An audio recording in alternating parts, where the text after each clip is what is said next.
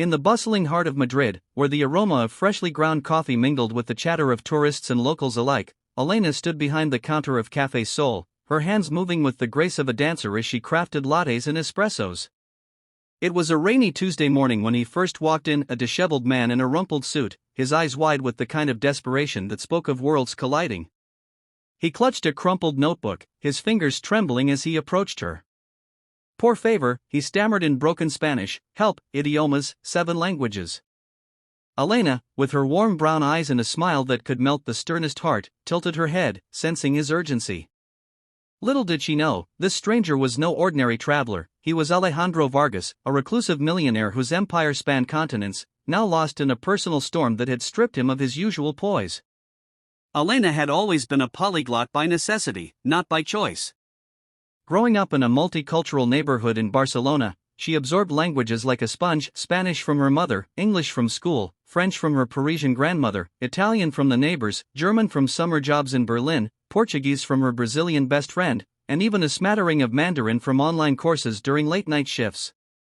At 28, she worked as a barista to fund her dream of opening a language school for underprivileged kids, believing that words could bridge divides and heal wounds. That morning, as rain pelted the windows, she wiped her hands on her apron and leaned in. "What do you need?" she asked in flawless English, switching seamlessly when she caught his accent, American, with a hint of something exotic. Alejandro explained, his voice cracking. He was finalizing a global merger, but a critical conference call required translations in 7 languages for partners from Spain, France, Italy, Germany, Portugal, China, and the US. His interpreter had fallen ill, and time was ticking. Without hesitation, Elena nodded. "Sit down. I'll help." As the cafe hummed around them, Elena transformed into a linguistic whirlwind. She pulled out her phone, jotting notes while steaming milk for his coffee. For the Spanish segment, she clarified legal jargon with native precision. In French, she infused elegance into business proposals. Italian flowed from her lips like a melody, softening aggressive terms. German brought structure and efficiency. Portuguese added warmth to negotiations. Mandarin, though her weakest, she navigated with careful tones, consulting quick references, and English tied it all together with clarity. Alejandro watched in awe as she juggled the call on speaker, translating in real time, her voice steady even as customers lined up. She didn't charge him extra, didn't ask for his name, just offered kindness in a world that often demanded payment for every breath. By the end of the hour, the deal was sealed, saving his company millions. He thanked her profusely, leaving a generous tip she tried to refuse, and vanished into the downpour. The next day, he returned. Elena was surprised but chalked it up to coincidence. "Another espresso?" she asked, her smile genuine. But Alejandro wasn't there for coffee, he was there for her light. He ordered, sat in the corner, and observed her, how she remembered regulars' orders, how she slipped extra cookies to a homeless man outside, how her laughter echoed like a bomb. He came back the day after, and the next, each time inventing excuses, a forgotten umbrella, a need for quiet workspace. Unbeknownst to Elena, Alejandro's life was a fortress of isolation. Orphan young, he'd built his fortune in tech and real estate through sheer grit, but success had come at the cost of connection. Divorced twice, estranged from siblings, he wandered the world like a ghost, until that rainy day when her selflessness cracked his armor. Weeks turned into a routine. Alejandro would arrive at opening, nursing a cappuccino while Elena chatted with him between rushes. She shared stories of her travels, backpacking through Europe on a shoestring, teaching English to refugees in Lisbon, volunteering in Beijing's orphanages. He listened, mesmerized, revealing fragments of himself, a childhood in Mexico before moving to the US, the betrayal that hardened him, the emptiness of boardrooms. One afternoon, an unexpected turn shattered the calm. A frantic customer burst in, a young immigrant mother whose child was ill, but she couldn't communicate with the hospital in Spanish. Elena dropped everything, translating over the phone in Portuguese, her voice soothing the panic. Alejandro, witnessing this, felt a profound realization wash over him. This woman wasn't just skilled, she was a beacon of humanity, giving without expectation in a city that often forgot its soul. As autumn leaves carpeted the streets, Alejandro's visits deepened. He began bringing gifts, rare books in multiple languages, tickets to cultural festivals.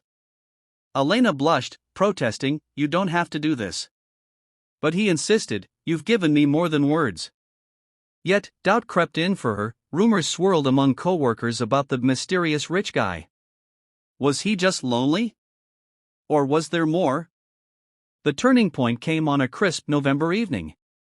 The café was closing, and a sudden power outage plunged Madrid into darkness. Customers grumbled, but Elena lit candles, turning it into an impromptu gathering. Alejandro stayed, helping her serve free hot chocolate. In the flickering light, he confessed, "I came back that first day because you saw me, not the millionaire, but the man who was lost. You've taught me that kindness isn't a transaction, it's a gift." The emotional climax unfolded the following week. Elena's dream hit a wall. Her language school funding fell through when a grant was denied. Devastated, she confided in him during a quiet moment, tears glistening as she wiped counters. "I just wanted to help kids like I was helped," she whispered. Alejandro's heart ached. He could write a check, but he knew true transformation came from within. Instead, he revealed his identity, not with fanfare, but humility. "Let me partner with you," he said. "Not as a donor, but as someone who's learned from you." Together, they brainstormed, and he used his connections, not his money, to rally global philanthropists. In a surge of compassion, he organized a multilingual fundraiser, inviting speakers from the 7 languages she'd mastered. The event raised triple the needed funds, but more profoundly, it ignited Elena's spirit, showing her that her selflessness had ripples far beyond the café. In the months that followed, love blossomed quietly, like spring after a harsh winter. Alejandro returned every day, not out of obligation, but because in Elena, he found home. They traveled together, teaching workshops in remote villages, bridging cultures with words and deeds. Elena's school opened its doors, welcoming children from all walks, proving that one act of kindness could spark a chain reaction. As they stood on a balcony overlooking the Puerta del Sol, Alejandro took her hand.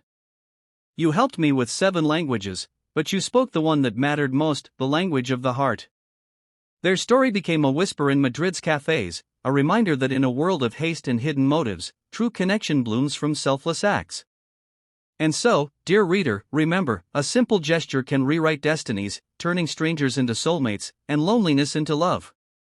In the end, it's not the wealth we amass, but the humanity we share, that inspires us to rise, to connect, and to hope for brighter tomorrows.